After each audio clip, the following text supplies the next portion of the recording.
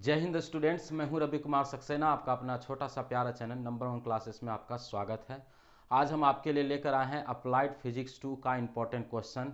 आप लोग जो है काफ़ी रिक्वेस्ट किए हैं। आपके रिक्वेस्ट की वजह से हम समय तो नहीं रहने की वजह से मैं वीडियो को नहीं बना पा रहा था, लेकिन आपके रिक्वेस्ट ने मुझे खींच लिया कि आपके लिए इम्पोर्टेंट क्वेश्चन लेकर आया हूँ। सबसे पहले आप इस वीडियो को दोस्तों के बीच में शेयर कीजिए, क्योंकि अभी हम लोग लाइव आ चुके हैं। ठीक है, ये प्रीमियर लाइव है, तो ये आप वीडियो को दोस्तों के बीच में शेयर कीजिए ताकि सबको इसका लाभ मिल सके। ठीक है, अप्लाइड फिजिक्स 2 आपका काफ़ी लंबा चैप्टर है, लंबा यूनिट है। ठीक है, अप्लाइड फिजिक्स 2 काफ़ी लंबा है। इसमें आपको इंपॉर्टेंट क्वेश्चन अगर हम देने की बात करें तो हम काफ़ी दे सकते हैं, लेकिन सेलेक्टेड क्वेश्चन हम लिए हैं। जैसे कि यूनिट 1 से हम पाँच क्वेश्चन को लिए हैं। ठीक है, हालांकि अप्लाइड फिजिक्स 2 आपका काफ़ी लंबा यूनिट है। आप अगर पढ़े होंगे तो आपको मालूम भी होगा। ठीक है, अभी फिलहाल हम केवल 3 यूनिट का हम आपको इंपॉर्टेंट क्वेश्चन दे रहे हैं, क्योंकि मेरे पास समय नहीं है। लेकिन आप आई होप आप 3 यूनिट अगर आप पूरा पढ़ लीजिएगा, उससे पहले हम आपको और दूसरा पार्ट भी हम देने का कष्ट करेंगे। ठीक है, पहला यूनिट और दूसरा यूनिट और छठा यूनिट का हम आपको इंपॉर्टेंट क्वेश्चन दे रहे हैं। उसके बाद हम आपको आगे पार्ट 2 बनाएंगे, और उसमें आगे का हम और जो बच जाएगा उसका इंपॉर्टेंट क्वेश्चन हम दे देंगे। पहला यूनिट हम आते हैं। पहला यूनिट आपका क्या नाम है? ठीक है, पहला यूनिट का नाम है web motion and its application. ठीक है, पहला जो इंपॉर्टेंट क्वेश्चन है आपके सामने, ट्रांसवर्स वेब और लॉन्गिट्यूडनल वेब का एग्जाम्पल के साथ। ठीक है, यानी कि what is transverse web and what is longitudinal web with example आपको लिखने के लिए आ सकता है। हो सकता है आपको डिफरेंस भी पूछ सकता है कि ट्रांसवर्स वेब और लॉन्गिट्यूडनल वेब में आपको क्या अंतर है। ठीक है, आप ये देख लीजिएगा। दूसरा नंबर क्वेश्चन कि साउंड वेब और लाइट वेब में क्या डिफरेंस है, दोनों क्या है, साउंड वेव क्या है, लाइट वेव क्या है, इसका प्रॉपर्टीज क्या है। ठीक है, तो हम यहाँ पर प्रॉपर्टीज के बारे में लिखे हैं। बहुत सारे छात्र एग्जाम के बाद ऐसा कंप्लेन मत कीजिएगा, सर आप यहाँ पर साउंड वेव और लाइट वेव का आपने प्रॉपर्टीज बताया है। तो प्रॉपर्टीज अगर मान लीजिए हम आपको लिखने के लिए बोल रहे हैं, यानी कि गुण लिखने के लिए बोल रहे हैं, हो सकता है कि एग्जाम में आपका साउंड वेव और लाइट वेव का आपको डिफिनीशन लिखने के लिए बोल दे। ठीक है, तो दोनों बात वही है। ठीक है, आप इसको मान लीजिएगा, यानी कि साउंड वेव और लाइट वेव का क्या प्रॉपर्टीज है, क्या होता है साउंड वेव लाइट वेव, इसको प्रॉपर्टीज के साथ यानी कि इसके गुणों के साथ आपको व्याख्या करने के लिए पूछ सकता है। तीसरा नंबर क्वेश्चन दम VVI डाल लीजिएगा। ठीक है, ये तीसरा number question very very important है, principle of superposition of wave. ठीक है, तीसरा नंबर जो आपका क्वेश्चन है, principle of superposition of wave, दम VVI क्वेश्चन है। ठीक है, इसको हम पढ़ाए भी हैं, क्योंकि ये बेसिक फिजिक्स में आपका था, तो इसका वीडियो आपको नंबर 1 क्लासेस पर मिल जाएगा, principal of superposition of wave. उसके बाद है simple harmonic motion and progressive wave. ठीक है, SHM क्या होता है, SHM का डिफिनीशन बताइए, SHM और प्रोग्रेसिव वेव क्या होता है, ये भी हमने आपको बताया था। आप उसको वीडियो को देख सकते हैं। सिंपल हार्मोनिक मोशन, जिसको हम SHM बोलते हैं, कभी कभी आपके क्वेश्चन में लिखा हुआ रहेगा डिफाइन SHM, तो आप डरिएगा नहीं, SHM का मतलब सिंपल हार्मोनिक मोशन ही होता है। कभी कभी लिखा हुआ रहेगा डिफाइन सिंपल हार्मोनिक मोशन, तो दोनों का मीनिंग वही है। ठीक है, उसके बाद प्रोग्रेसिव वेव। आपका 5 नंबर क्वेश्चन है अल्ट्रासोनिक वेव। ध्यान दीजिएगा, अल्ट्रासोनिक वेव क्या होता है, इसका प्रॉपर्टीज क्या है, इसका एप्लीकेशन क्या है इंजीनियरिंग में और मेडिकल में। ठीक है, ये क्वेश्चन काफ़ी इंपॉर्टेंट है।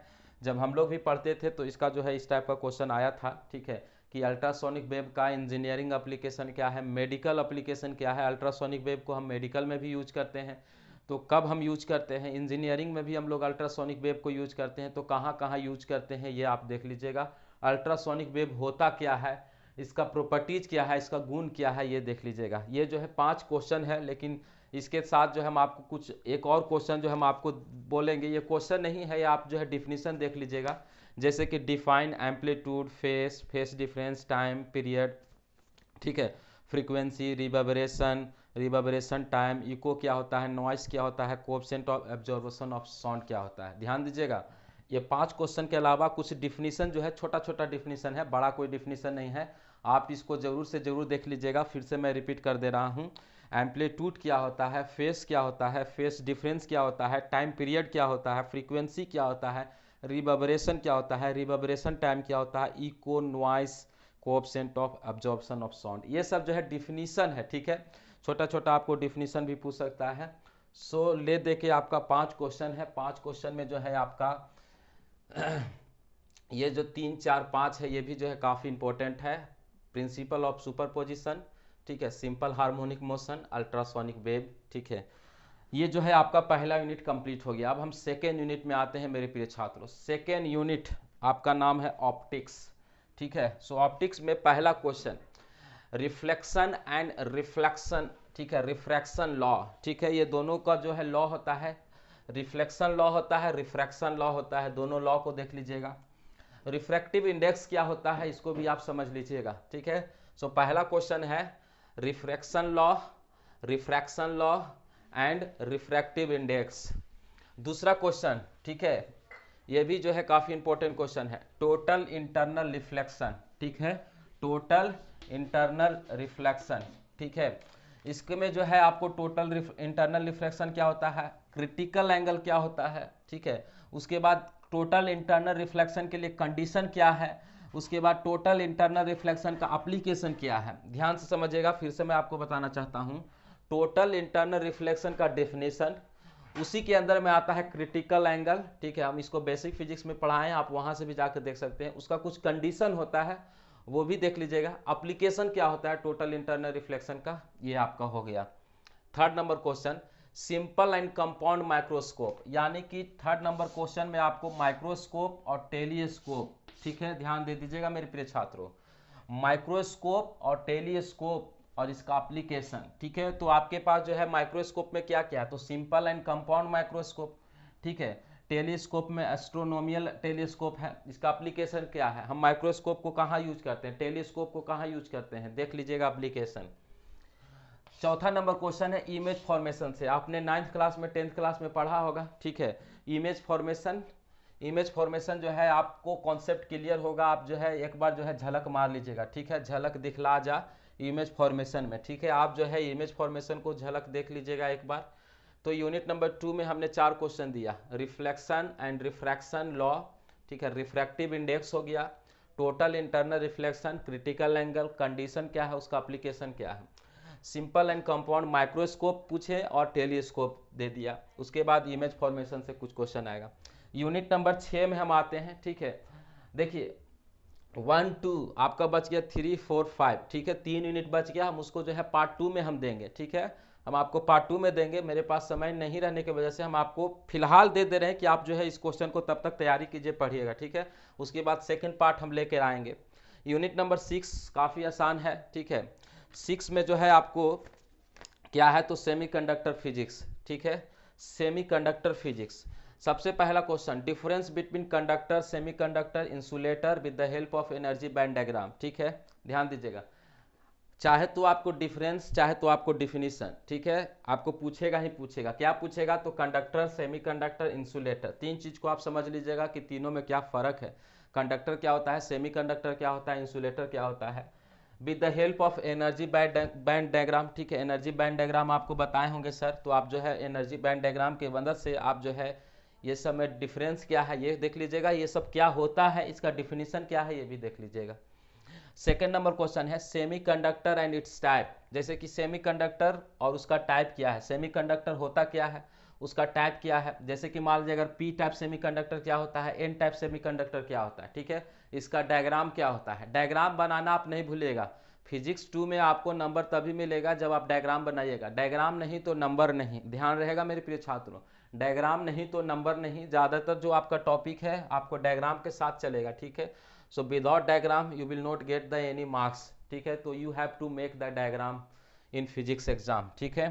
Third number question PN diode, feedback PN junction, ठीक है, डायोड और वीआई कैरेक्टरिस्टिक्स, ठीक है। पीएन डायोड क्या होता है, फीडबैक पीएन डायोड क्या होता है, ठीक है, इसमें भी जो है आपको डायग्राम आएगा। उसके बाद उसका वीआई कैरेक्टरिस्टिक्स डायग्राम होता है, वो भी आप देख लीजिएगा। Half and full wave rectifier क्या होता है, पहले तो आप देखिए कि रेक्टिफायर का क्या काम है, हाफ वेव में कैसा डायग्राम बनेगा, फुल वेव का कैसा डायग्राम बनेगा, ठीक है। So half wave and full wave rectifier. NPN and PNP transistor, transistor से क्वेश्चन छपने वाला है, ठीक है, ट्रांजिस्टर से भी क्वेश्चन छपने वाला है, ठीक है। और इसमें जो है आपको जो है सेमीकंडक्टर से भी छपने वाला है क्वेश्चन, जो है छपा हुआ मिलेगा किसमें, तो आपको जो है ट्रांजिस्टर से क्वेश्चन छपा हुआ मिलेगा, ठीक है। आपको जो है सेमीकंडक्टर से छपा हुआ मिलेगा। तो एनपीएन ट्रांजिस्टर क्या होता है, पीएनपी ट्रांजिस्टर क्या होता है, इसमें जो है आपको भी डायग्राम बनाना पड़ेगा। तो डायग्राम बिना आपको कोई गुंजाइश नहीं है। Last but not least, solar cell और फोटो सेल, ठीक है। कभी कभी लिख देता है कि write a short notes on solar cell and photo cell. So ये जो है आपका पहला यूनिट, दूसरा यूनिट और छठा यूनिट। फिर से मैं रिपीट कर देना चाहता हूँ मेरे प्रिय छात्रों, पार्ट 1 है, पार्ट 2 भी आएगा, ठीक है। और आपका एग्जाम में जो है 100% क्वेश्चन आएगा, ठीक है। एकदम छपने वाला है, एकदम गारंटी है, ठीक है, क्योंकि ज़्यादातर जो है हम इंपॉर्टेंट क्वेश्चन निकाले हैं, ठीक है। सो ये सारा जो है आपका इंपॉर्टेंट क्वेश्चन है। पहला यूनिट में हमने 5 क्वेश्चन दिया और कुछ डिफिनीशन भी बताया है। दूसरा यूनिट में 4 क्वेश्चन दिया। तीसरा यूनिट में हमने जो है आपको 6 क्वेश्चन दिया है, ठीक है। सारा क्वेश्चन जो है आपको एग्जाम में 100% छपने वाला है। आप जो है तैयारी कर लीजिएगा, ठीक है। चीट बना कर नहीं, आप जो है पढ़ लीजिएगा, ठीक है। और डायग्राम बिना जो है आप किसी भी डिफिनीशन को पढ़िएगा नहीं, ठीक है। ज़्यादातर जो आपका है अप्लाइड फिजिक्स 2 में आपको डायग्राम वाला सब्जेक्ट है, ठीक है, टॉपिक है, ठीक है, सब्जेक्ट नहीं टॉपिक है। आप जो है डायग्राम को देख लीजिएगा मेरे प्रिय छात्रों।